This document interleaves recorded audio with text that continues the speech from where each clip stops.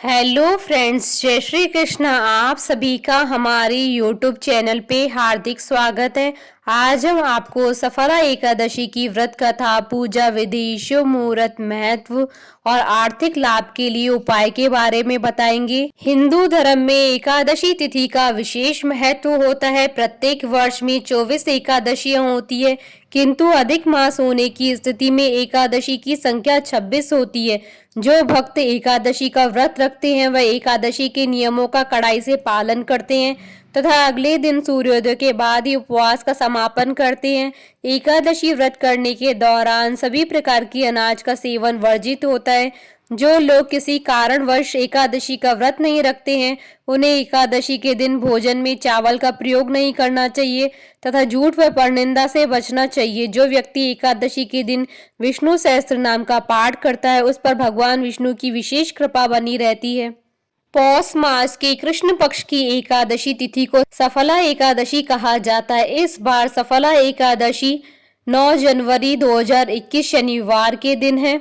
सफला एकादशी के दिन व्रत रखने से व्रती को हर कार्य में सफलता प्राप्त होती है। इस व्रत को करने से मनुष्य संसार के सभी सुखों को भोगकर मोक्ष को प्राप्त करता है। इस एकादशी के देवता भगवान श्री नारायण हैं, इसलिए इस दिन भगवान नारायण की पूजा की जाती है।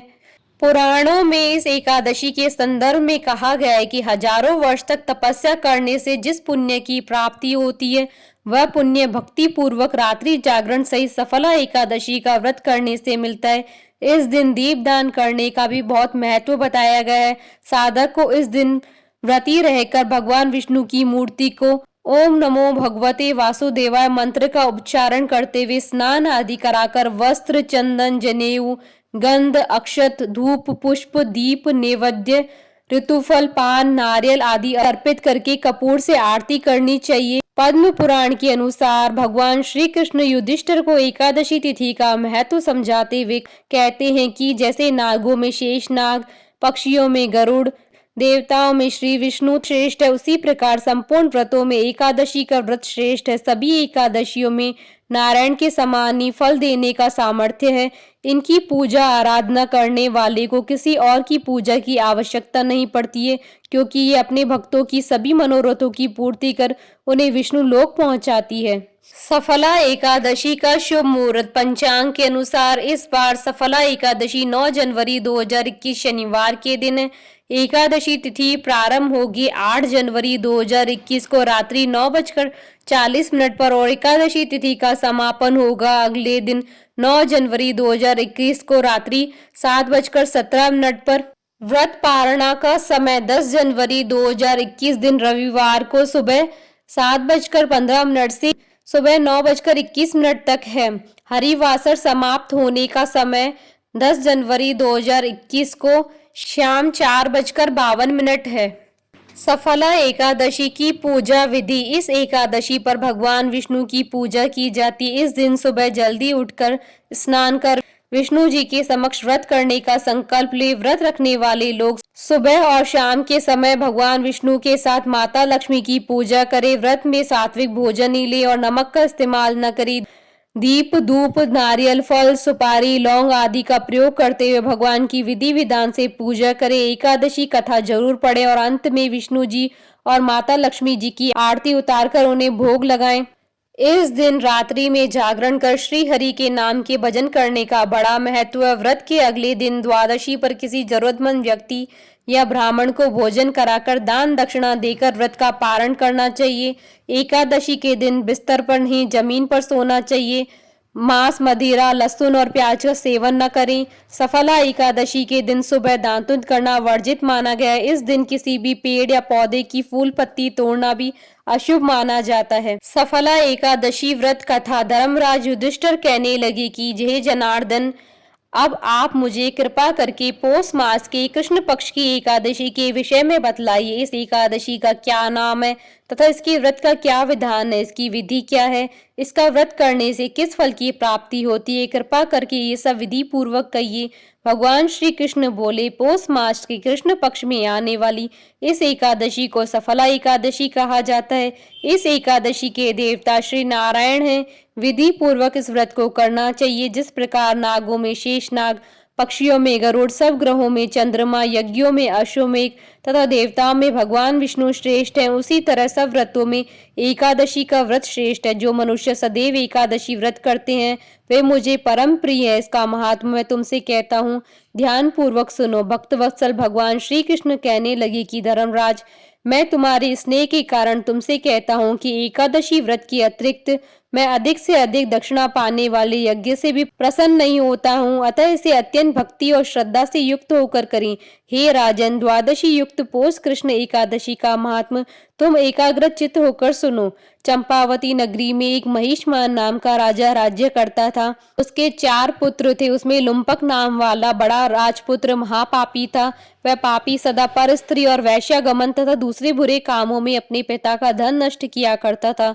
सदैवी देवता, ब्राह्मण, वैष्णवों की निंदा किया करता था।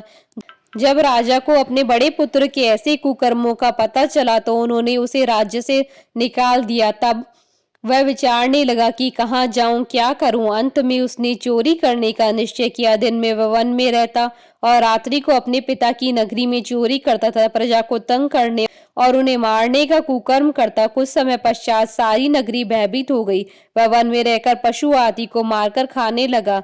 नागरिक और राज्य के कर्मचारी उसे पकड़ लेते किंतु राजा के भय से छोड़ देते। वन में एक अति प्राचीन विशाल पीपल का वृक्ष था। लोग उसकी भगवान के समान पूजा करते थे। उसी वृक्ष के नीचे वह महापापी लुम्पक रहा करता था। उस वन को लोग देवताओं की क्रीड़ा स्थली मानते थे। कुछ समय पश्चात पोष कृष्ण पक्ष की दशमी के दिन वह वस्त्रहीन होने के कारण शीत के चलते सारी रात्रि सो नहीं सका। उसके हाथ पैर अकड़ गए। सूर्योदय होते होते वह मूर्छित हो गया। दूसरे दिन एकादशी को मध्याह्न के समय सूर्य की गर्मी पाकर उसकी मूर्छा दूर हुई। गिरता पड़ता वह भोजन की तलाश में निकला। पशुओं को मारने में वह समर्थ नहीं था, अतः पेड़ों के नीचे गिरे हुए फल उठाकर वापस उसी पीपल के वृक्ष के नीचे आ गया। उस समय तक भगवान सूर्य अस्त हो चुके थे। वृक्ष के नीचे फल रखकर कहने लगा कि हे भगवान, अब आपके ही अर्पण है ये फल, आप ही तृप्त हो जाइए। उस रात्रि को दुख के कारण रात्रि को नींद भी नहीं आई।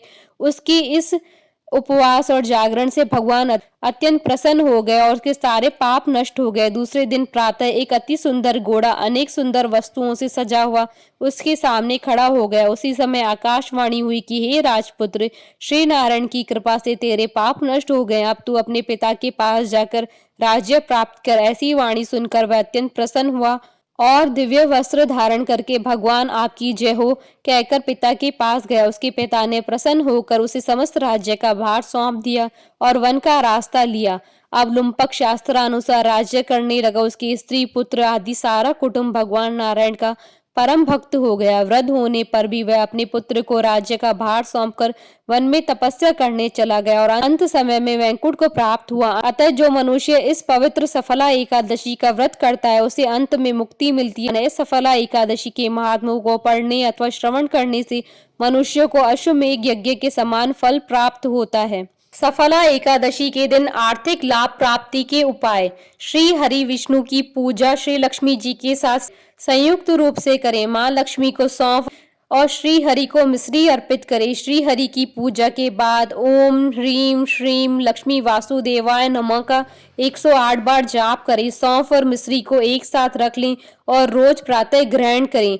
बोलिए भगवान विष्णु की जय, सनातन धर्म की जय। आशा करती हूँ कि आपको सफला एकादशी की व्रत कथा, पूजा विधि, शुभ मुहूर्त और महत्व का ये वीडियो पसंद आया होगा तो आप इस वीडियो को अधिक से अधिक लाइक और शेयर कीजिएगा ताकि सभी भक्तों को इस वीडियो का लाभ प्राप्त हो सके। आप हमारे चैनल को सब्सक्राइब जरूर कीजिएगा अगर अब तक नहीं किया है तो, ताकि आप और हम कनेक्टेड रहें। साथ ही प्रेस करना ना भूलिएगा बेल आइकन को, जिससे नए वीडियो से रिलेटेड नोटिफिकेशन आपको तुरंत प्राप्त हो सके।